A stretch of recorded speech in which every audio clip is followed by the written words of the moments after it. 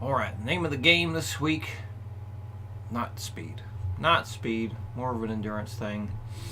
Pinky building and really drilling smooth rhythm, proper timing while being pinky focused, pinky driven.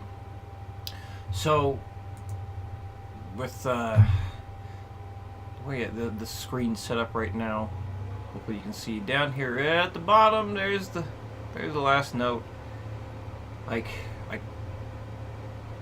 maybe if I tweak things a bit I can actually get it to look better, but hopefully this is sufficient.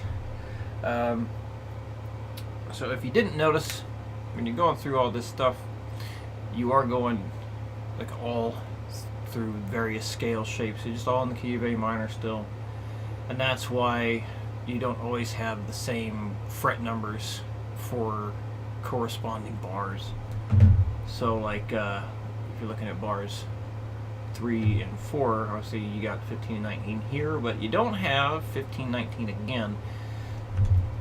If you'd had the 19th fret, that would be out of key on the B string. So that's why we got some variations here. Just thought it would make more sense. Just keep it in key. You can get used to playing in key that way. So yeah, when doing this, if you want, you can do like 2 bars or even just a whole line and make that a speed building drill if you like.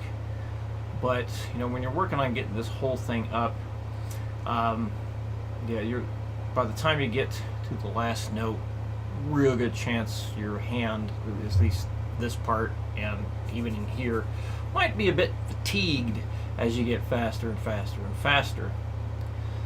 So I haven't really thought what speeds to do here. We'll definitely do 60, so I'm just gonna pick some speeds as we go, and let's see how well I can stick with this.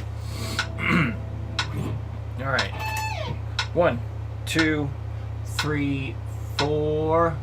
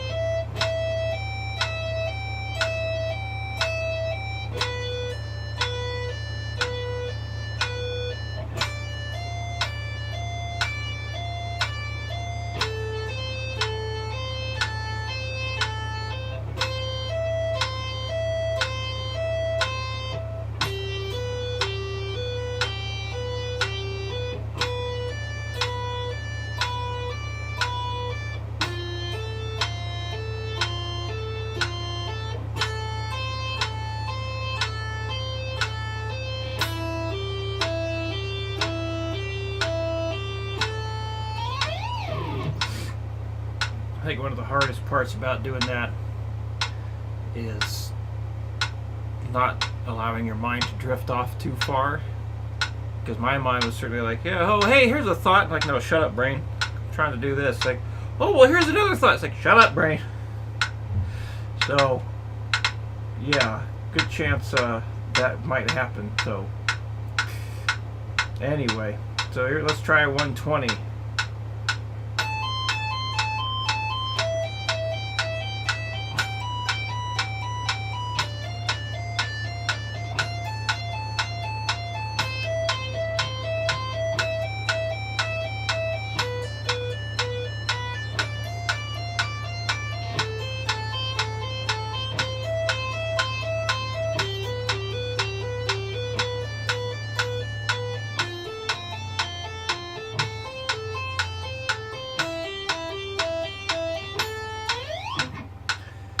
And let's do 160 is gonna go speed. Let's do that. 1, 2, 1, 2, 3, 4.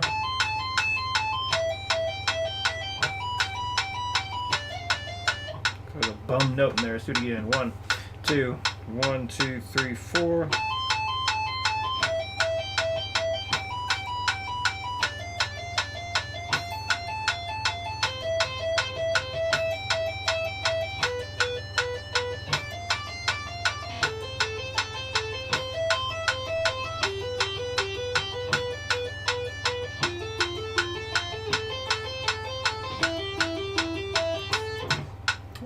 place to stop. Also, just memorizing this thing, that'll be a bit of a challenging part. So maybe make that priority number one. Just learn it. Know where to go. Play along with the guitar profile. Hopefully that Muse score will play things properly.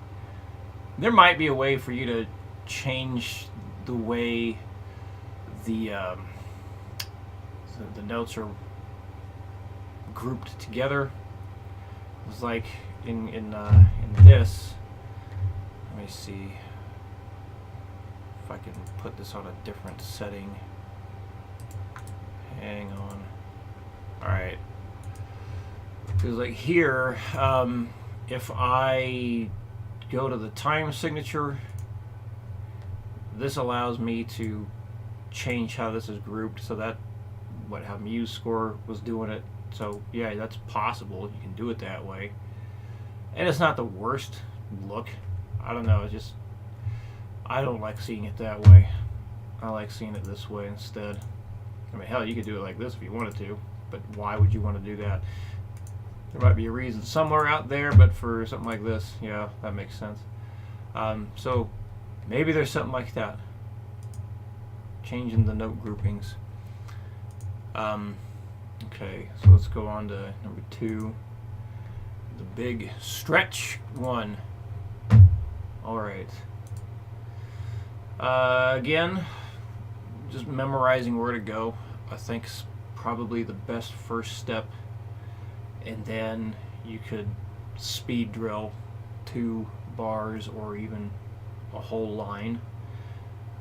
Especially if you're having difficulty in a particular section, like maybe line number 2 is a very challenging part for you, or maybe from here to here is the challenging part. So you could make a drill out of just those and eventually put the whole thing together.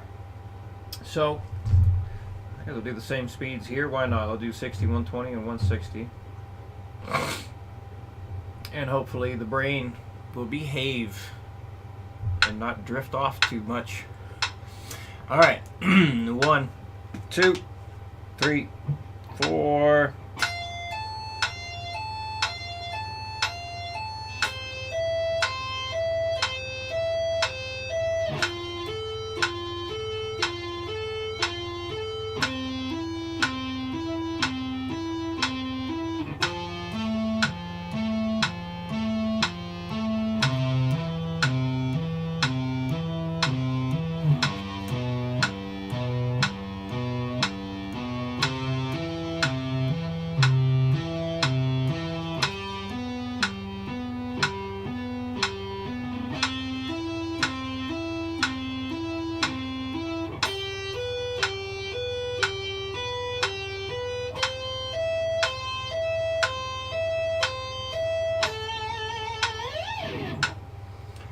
So, I don't know if you can hear it, but it's on some strings, the volume of the notes began to fade a little bit.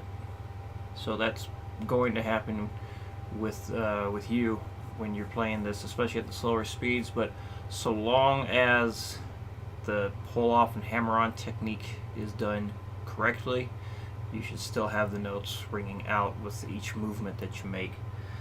And you may have noticed I was kind of like adjusting my body, my arm and whatnot. Like I'm kind of leaning a little bit closer at some points, kind of change my elbow position in order to hit the varying stretches, the stretch distances. Do that. If your body wants to shift position a little bit in order to hit something, let it happen. I think a common mistake people make is they try and force their hand to stay in a specific position no matter where they are. To hell with that. Let your body do what it needs to in order to produce those notes you're trying to do. And if you find a more comfortable position, that's probably a good thing. We don't want a whole lot of strain. We don't want unnecessary strain when we're doing this. Alright, 120. 1, 2, 1, 2, 3, 4.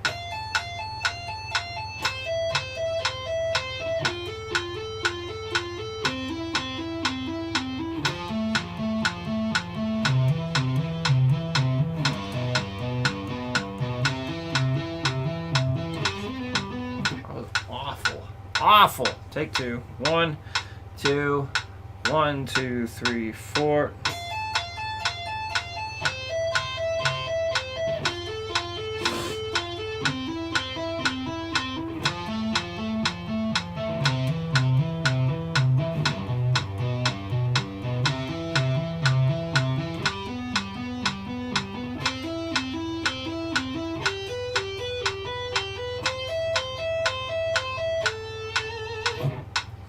Alright, and 160.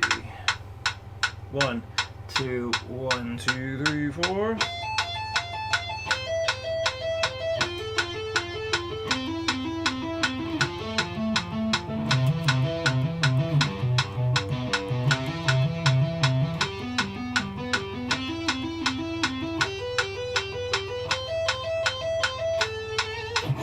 Alright. Well, I think that covers everything. But if you have any questions, let me know. And I'll be on the lookout for some of those audio clips.